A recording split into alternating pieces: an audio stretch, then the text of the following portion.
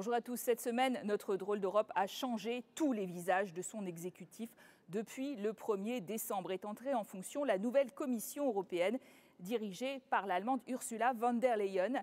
Et puis, en même temps, ici même au Conseil, gros changement également. Le nouveau président du Conseil n'est plus le Polonais Donald Tusk, mais bien le Belge Charles Michel. C'est l'ancien Premier ministre de Belgique, de tendance libérale. Il a adhéré d'ailleurs à Renew Europe, le nouveau groupe centriste au milieu de l'hémicycle voulu par Emmanuel Macron. Il nous parle des grands dossiers sur lesquels il doit accorder désormais les 27+1 à chacun des sommets européens. Vaste programme, on l'écoute.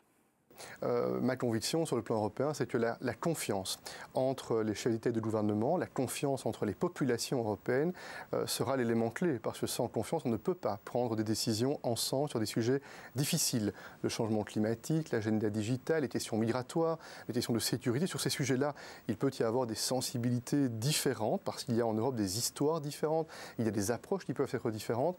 Mais ce qui nous rassemble est très fort. C'est ce socle commun de valeurs européennes, l'état de droit, la démocratie, la liberté. Et pour cela, on a besoin de sécurité, on a besoin de prospérité. Et donc, je vais effectivement m'atteler beaucoup chaque fois à tenter de rapprocher les points de vue. Donald Tusk, votre prédécesseur, nous avait habitués à des tweets un peu tranchants sur les dossiers qui lui tenaient à cœur. Quel va être le style, Charles Michel ? Chacun son style. J'aurai naturellement mon propre style. Et certainement, dans les prochains mois, ce qui va beaucoup me mobiliser, ce n'est pas tellement de faire des déclarations très fracassantes par tweet ou d'une autre manière. Ce qui va me mobiliser, c'est essayer de continuer à travailler pour cette confiance renforcée et pour prendre des décisions. Je pense qu'avec cette nouvelle Commission européenne qui s'installe, ce nouveau Parlement européen issu du scrutin électoral il y a quelques mois, ce nouveau leadership au sein du Conseil européen, il est impératif qu'en 2020, dès les premiers mois de cette année, on puisse montrer une capacité à décider et être concret, à faire en sorte, par exemple, que la question du budget européen ne soit pas une question technique, compliquée, éloignée des réalités, mais qu'elle traduise les choix que l'on fait sur le plan européen. Votre prédécesseur polonais semblait prêt à tout pour éviter le Brexit. Il a accordé de multiples reports de la date butoir. Quelle sera votre philosophie en la matière? Parce que là, vraiment, cette date butoir se rapproche à nouveau.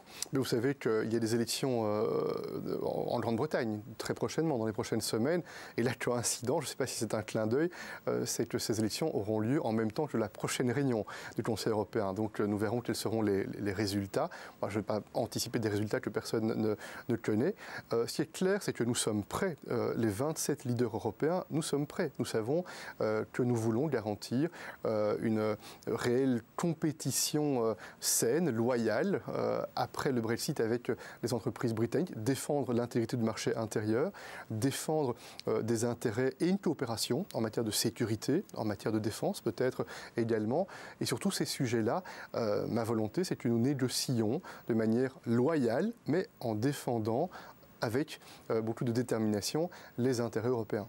Emmanuel Macron a créé la surprise sur un tout autre dossier, l'élargissement, s'opposant quasiment seul à l'ouverture de négociations d'adhésion avec l'Albanie et la Macédoine du Nord. Il estime qu'il faut réformer, renforcer les critères d'adhésion dans le club européen avant de l'élargir encore. C'est très simple. On a pris lors du dernier Conseil européen sur le sujet une orientation, c'est celle de prendre quelques semaines de plus, quelques mois de plus pour continuer à regarder stratégiquement comment on va tenter d'assurer la stabilité, la sécurité dans le voisinage de l'Europe. Et s'agissant des deux pays en question, l'Albanie, la Macédoine du Nord, on aura l'occasion de se pencher à nouveau dans les prochains mois sur cette question de savoir si on démarre un processus de négociation. Ce n'est pas de l'adhésion dont on parle encore, c'est bien de démarrer une négociation avec une perspective d'adhésion. Et ce que j'ai noté autour de la table, et ce n'était pas seulement le président français, c'est bien plus large que cela, c'est effectivement un souhait d'avoir une réflexion très, très en profondeur sur comment on modernise le processus d'adhésion.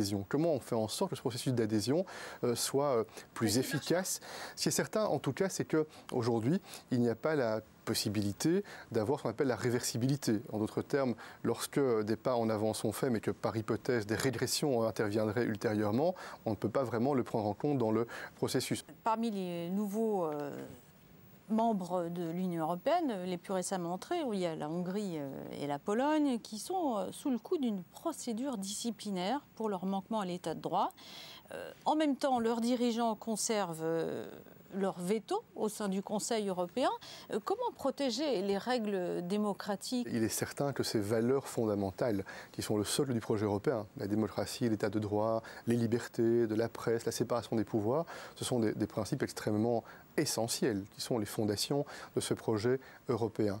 Et c'est la raison pour laquelle je pense qu'on doit tenter dans l'ensemble des pays européens, et c'est une proposition qui, de mon point de vue, va dans le bon sens, que la Commission, la nouvelle plan de la Commission a exprimé, mettre en place un screening, un monitoring dans les différents pays européens pour voir comment on peut faire progresser la démocratie, l'état de droit, les valeurs fondamentales. Si la Commission von der Leyen se veut désormais géopolitique, le Conseil européen sera-t-il toujours aussi politique, c'est-à-dire marqué par des blocages, des divergences entre les États membres qui bloquent sur les dossiers les plus importants?